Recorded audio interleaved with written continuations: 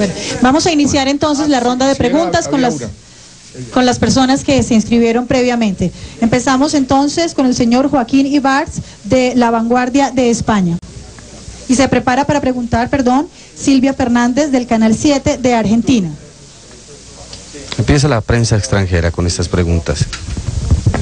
Desearía que pudiera contestar a los cuestionamientos que se han hecho desde la prensa israelí y otros medios sobre la participación, aunque el general Padilla ya lo ha desmentido esta mañana, ¿no?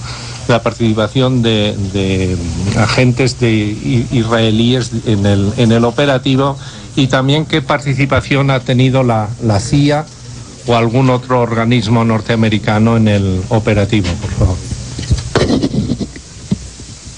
Mire, esta operación fue una operación 100% colombiana.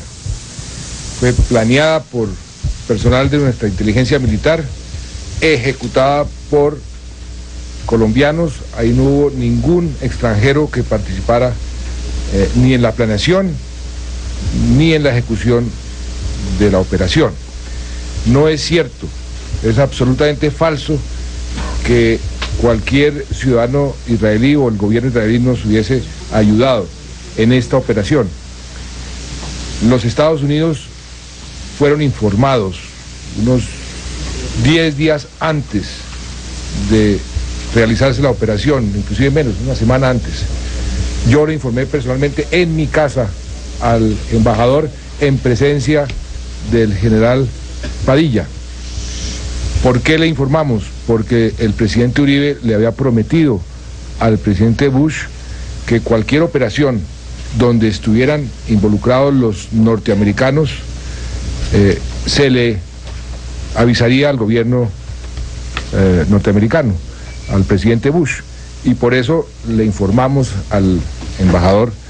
El embajador nos dijo 24 horas más tarde que ellos habían estudiado muy bien la operación, todo lo que nosotros le contamos, cómo iba a ser, y que les parecía una operación maravillosa, así dijo, una operación muy audaz, pero que tenía buenas posibilidades de éxito, y que el riesgo, que era algo que le interesaba a Estados Unidos y por supuesto nos interesaba a nosotros, el riesgo para los secuestrados era mínimo. ¿Por qué era mínimo el riesgo? Porque si nos detectaban antes de llegar, pues íbamos a llegar y no encontrar a nadie, y ahí no iba a haber ningún combate.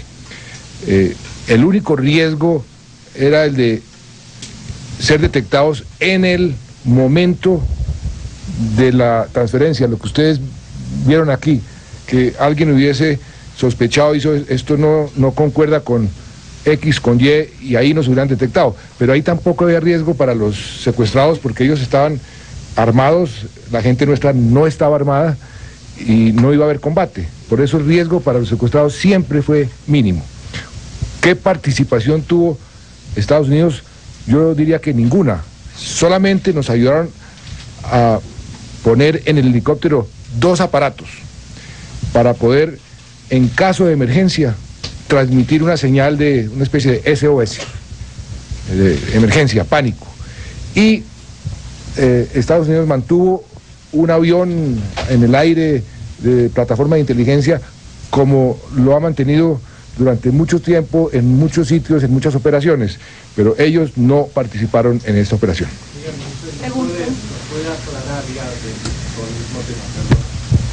el papel que han tenido? Porque eso sí que... Le pregunta sobre el papel que han tenido. El papel que han tenido el papel que han tenido fuerzas o agentes o contratistas privados de Israel aquí, ya no en este operativo, sino en los últimos tiempos aquí. Solamente nos han asesorado en los esquemas de organización de nuestros servicios de inteligencia y de comando y control.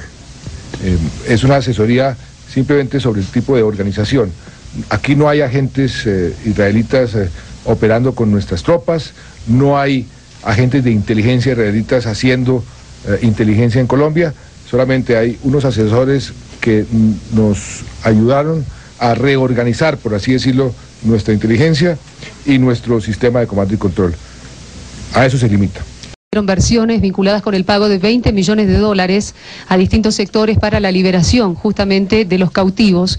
Quería consultarle, Juan Veras, ¿es esto? ¿De qué cantidad de dinero estamos hablando en todo caso, pagado en los últimos tiempos para obtener mayor información? Y en tercer lugar, si la detención de la esposa de uno de los detenidos, de César, ha jugado un papel fundamental en el caso de la liberación de los rehenes, porque se ha dicho que ella también ha recibido dinero.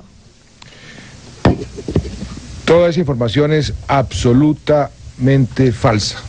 No tienen ningún fundamento. Es una información que no sabemos de dónde y por qué sale esa información. No se ha pagado un solo centavo.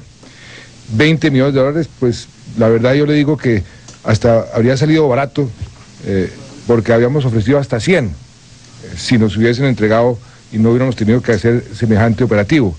De manera que eso es absolutamente falso. Tengo entendido que el periodista suizo dijo que estaban enterados y que participaron los gobiernos de Estados Unidos, Francia, Israel y algún otro, España.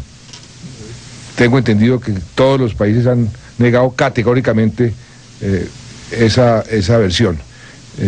En cuanto a la amante de este alias César, fue capturada por el ejército en enero.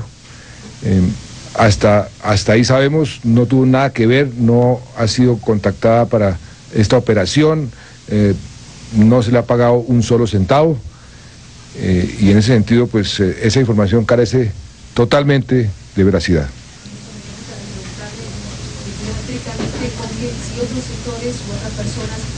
¿Un tipo de pago por la información? No, para esta operación no. Nosotros tenemos una política de recompensas muy agresiva y muy exitosa.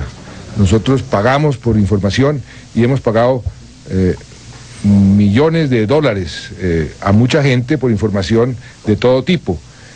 Por supuesto, para nuestras operaciones en general, para todos los golpes que hemos dado en los últimos meses, en este último año, pues la información que hemos recibido, mucha de ella ha sido paga.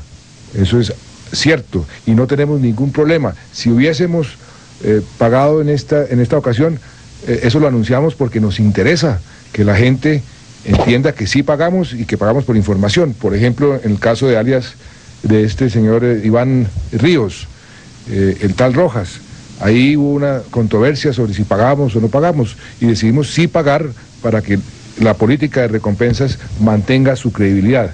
Por eso le repito, si hubiésemos pagado en esta ocasión, seríamos los primeros en reconocerlo, porque esa es parte de nuestra política. Bueno. Además, hablaría todavía peor de las FARC, de recibir plata para liberar unos secuestrados.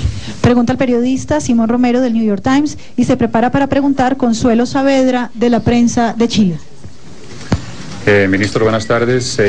Yo quería saber qué puede decir usted ahora a los familiares de los rehenes que se quedan en las manos de las FARC, porque son, bueno, casi 25 canjeables, pero también centenas de secuestrados económicos.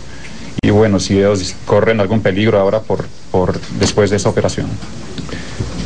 Les decimos lo siguiente, que no creemos que las FARC se atrevan a tomar represalias con esos rehenes. Serían demasiado torpes para actuar en esa forma, para reaccionar en esa forma. Y también les queremos decir que el gobierno colombiano y la fuerza pública colombiana seguirá con igual o más insistencia, mañana, tarde y noche, tratando de recuperar a esos secuestrados por cualquier vía, bien sea por una operación de rescate militar, bien sea por el famoso intercambio humanitario o por cualquier vía. Seguiremos insistiendo para tener a todos libres y no tener un solo secuestrado en Colombia. Ese es nuestro objetivo. ¿Cuántos secuestrados siguen en manos de los FARC? Pues de los famosos canjeables son 25 o 27, 25.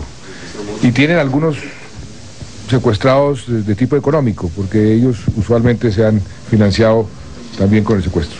Pregunta la periodista Consuelo Saavedra de Chile y se prepara para preguntar la periodista Lili Montes de CMI de Colombia. Ministro, ¿el éxito de esta operación santifica el uso de los rescates militares para futuras operaciones? Mire, nosotros tuvimos oportunidades de ensayar rescates militares. Yo creo que esta operación fue un rescate, fue una operación de inteligencia más que una operación militar. No había nadie armado, no se disparó un solo tiro, no se derramó una sola gota de sangre. Fue una